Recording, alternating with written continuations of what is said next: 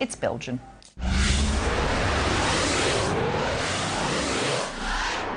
And now, in the interests of, you know, fairness, because we are in an election campaign, sort of, a virtual one, a phony election campaign, to our favourite Labor MP. Well, to be honest, there's not a lot of competition for that one, but we still like him.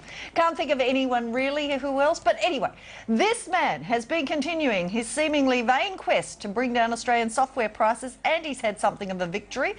I introduce you. Welcome back to the show, Ed Husick, member for Chifley. Hello. Now, we've been talking, it seems, for a couple of years now about your quest to bring that. Now, and people are sceptical. They say, oh, he's taking on the big guys, Apple, Adobe, Microsoft. How are you going to do it? And there you had a victory. You actually have called them. You've called their bluff, haven't you? They wouldn't turn up. You're saying, we're going to force you to talk. Well, we've issued, I mean, frankly, I would have preferred we didn't get to the point where we had to summons, that it would have been better for them to actually turn up of their own accord. And as I said right from the start, if they had taken this approach where they could educate and inform the public about the factors that have to shape their pricing approach, then we'd all be happy with it, but they didn't. They stonewalled, and that's they obviously didn't believe that you would call them. I remember it was last year, the last time you were on this show, I said, come on, you know, you keep calling them, they're just ignoring you, they're not giving you much credit.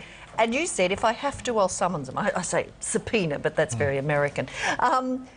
But they obviously didn't think you would, did they? Or they would have come along voluntarily, you would assume. Well, what we have tried to do is say, look, we've got a broad range of powers. This is the type of thing that we can do, but we'd prefer that you turn up. We wrote to them a number of times to do so, and they wouldn't cooperate. Now, one of your guests actually later on this program, Dan Rosen from ARIA, ARIA did turn up because we wanted to find out the impact of music pricing. I don't think he's in trouble, is he? Well, no, I mean, he and I had some spirited discussion at the hearing, but the fact of the matter is I always respect people who front and be able to put forward their alternate point of view, and that's what we've been asking these big firms to do. Actually, on that general idea of it, I was surprised when you said you might have to resort to this, because I couldn't recall it happening, and I'm sure it has in Australia, but in this country, most Australian companies, the corporates, even on the mining tax, would turn up. I mean, this is quite unusual that major corporates would just thumb their nose at a government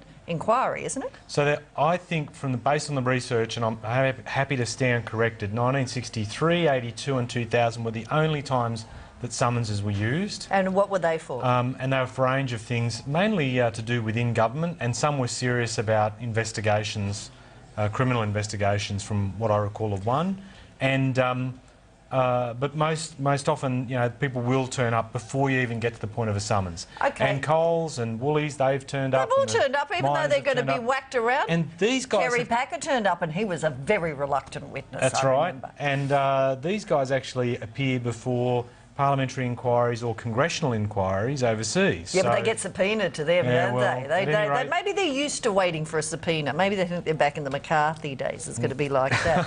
But listen, tell me what the reaction's been. It was only last week this news came through that you were doing this. So they have to appear on March 22. Correct. What has been their reaction? Have they all said, yes, we'll be there with our shoes shined and our fingernails clean? They're taking the time to consider the way that they go on this, and I hope that they do appear. In the meantime, we've been heartened by two things. One is the last lot of CPI figures showed that TV computer prices had come down 14%, and that builds That was some other hardware falls. though, wasn't it? Yeah, it's hardware mainly. Whereas it's really software we're talking about here. So on the software side, one of the firms, Adobe, indicated last week that they would start to cut prices, but again, it's only a small step. They've got a lot longer, a lot more. Well, let's talk about Adobe, because this is where you're having the impact. Again, for the sceptics who say you can have an inquiry, hey, good luck. The head of Adobe Worldwide came out to open a new office here last week. It was what we in the industry would call a bit of a PR fest, you know, spin, oh, it's all wonderful.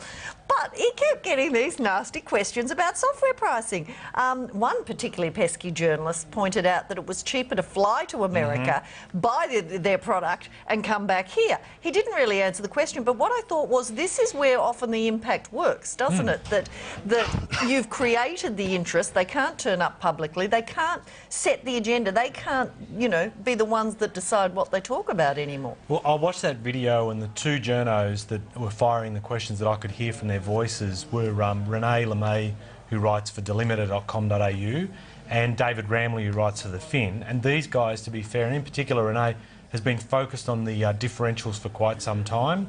And this whole inquiry has done for a lot of consumers and businesses, it's given them a platform to start saying this is not what the market's prepared to bear anymore. But they were obviously very unhappy, the PR people, about it, and they calmed down. Now, his explanation, just help me, he said it'll be fine once we go to the cloud. Yeah. It's all going to be fabulous. Is this true? And as the journos pointed out on the day, well, hang on, you've got a whole, that's the next generation of users. But you've got a whole stack of people now that are using your products that are being fleeced. And they are. Like, they're paying, in some cases, over $1,000. So the cloud won't be the miracle cure? No. And the thing that gets me with Adobe is, the others, at least Apple has this consistent line that says, no, we don't want to cooperate, won't cooperate, won't cooperate. Adobe keeps putting out suggestions that it will cooperate. If the others do. Well, Microsoft used that line. But Adobe says we will cooperate and then doesn't. So they just keep stalling and stalling and stalling. And I just think there's too much at stake here in terms of business cost. We've got to see this come down. OK, I'm going to give you a quote. I think it was from Business Spectator. And it says, for a government to wage war, it was over this victory you had, for a government to wage war with the world's largest companies during an election campaign is bold, to say the least. They went on to say, look, it's all wonderful, but good luck. Really, what chance have you got? Well, now, I mean, we'll get to the election side of it in a minute, but seriously, they did point out in this article that you took on the big miners, and as we're seeing with the mining tax, you didn't have much success there, did you? This is about, with this whole issue, and one of the big things that's motivated me on this is that SMEs are paying way too much. We are trying to reduce through this campaign the cost that they bear. This is a microeconomic issue as much as anything else, and seeing businesses within our country compete on the world stage without having the disadvantage of wearing the inflated costs is an important thing. And Business Spectator and some of the other, and to be fair, Technology Spectator has given this issue a good run.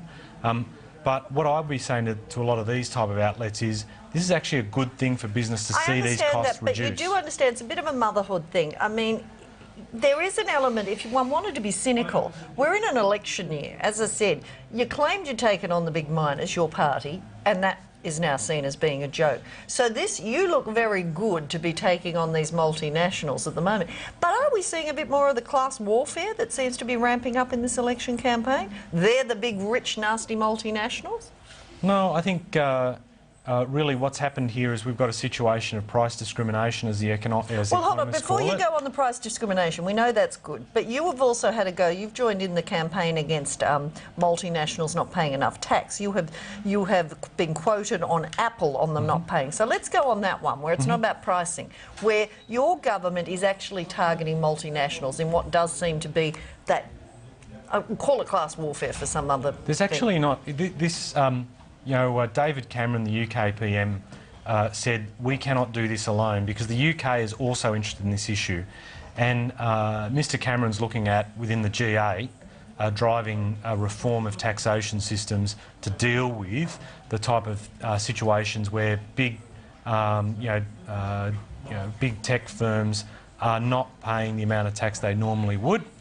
And so there are a lot of other, in other jurisdictions, either in terms of what the UK is doing, in terms of the OECD, in terms of ourselves, we are confronted with a really big issue about the erosion of the tax base and revenue, government revenue. So it's not just Australia, and as Dave Cameron says, it can't just be one country, it has to be all looking at this issue. Dave Cameron obviously being a Conservative politician. Can I ask you, how disappointed were you, given your tough line with these multinationals, and we're talking Apple, like the biggest, like a colt, should they have let you at the mining tax? Do you reckon you could have actually got some... Would you have let those mining companies run rings around you? I think other people can deal with that. That issue is in someone else's patch and people can deal with that. But you don't have any tips for your colleagues on how to deal with powerful people not wanting to pay tax? I'm happy to learn from a lot of different people. Well, I wouldn't be following their example. But what I would say in terms of this, can I just come back? You said this point about class war. I mean, I can't see how you can get class war where you're trying to help Australian business not be slugged and for our economy not to wear that inflationary I understand on the fat. software. I'm talking It's on the not tax really. issue. There seems to be an us and them. But let's get to the broader election. Are you pleased with September 14, or hey, what's it like at the coalface, especially in Western Sydney, which is going to be hard? Is it a long slog? Would you prefer a shorter campaign? Because however you look at it, we are in campaign mode virtually, aren't we? Either way, we were going to be, look, the parliamentary term would have expired, depending on who you talk to and which, sort of person who loves constitutional ins and outs. We would have either gone September, October, November at the very latest, so it was going to be happening So at any no rate. difference. So there's no real difference.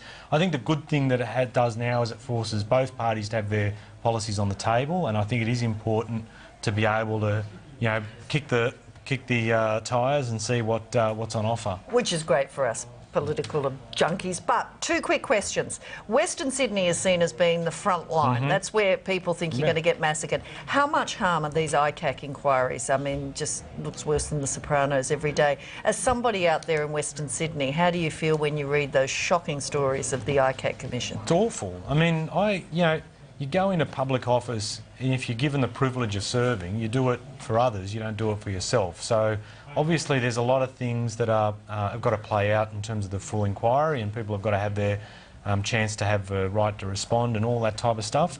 Some of the reforms that New South Wales Opposition Leader John Robertson's talking about are really good in terms of trying to deal with this into the future. But that's further down the track. I've heard federal MPs say it's a state issue, but I'm now getting the impression that it is hurting you. Look, I think it's an issue. There's no way you can sugarcoat it. It is an issue. How can you deal with it when you're out there trying to get re-elected? Well, it's just an extra weight in the or extra lead in the saddlebags. You've got to deal with it. But I must say, having listened to John Robertson talk through some of these things and some of the things that he does want to do, particularly in providing for greater transparency of MPs' incomes and the source of their income apart from their parliamentary one, clamping down on secondary employment. Yeah, I think all that will be good in the future, but you've got to face it. So the final question, the obvious one, talk about lead in your saddlebags. Is Julia Gillard lead in your saddlebags? Will there be a challenge? Would Kevin Rudd help you out there at the front line in Western Sydney? All these questions and all this speculation. I mean, I'm happy to talk policy. Doesn't help, does it? Well, I mean, you try to talk policy. I mean, you look at the stuff that we announced on the weekend. Oh, you've got a good 10 minutes on policy. I've just got 30 seconds on the leadership. No, fair. So, do you think there'll be a challenge? Because we do tend to know.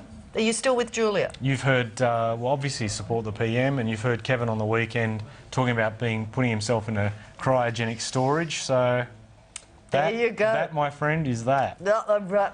We will come back. By the way, can I just say I love that clip with Matthias and the "I'll be back." One of the finest. I was so pleased to be there for that. He's great, isn't he? Well, I know we'll be talking to you again. March 22 is that inquiry, and yeah, the election. Good luck. You are at the front line. Ed Husick fighting for lower tech prices and just fighting out Western Sydney generally. Coming up soon, we're still in the high-tech area. Music this time.